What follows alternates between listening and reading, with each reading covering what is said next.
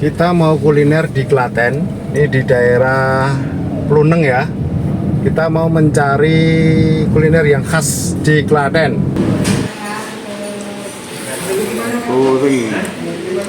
Kalau ke daerah Klaten belum kuliner yang namanya soto garing belum lengkap. Jadi kalian belum pernah ke Klaten. Itu dengan soto tanpa kuah, namanya toring. Kalian wajib coba toring di daerah Klaten, pasti pada tahu.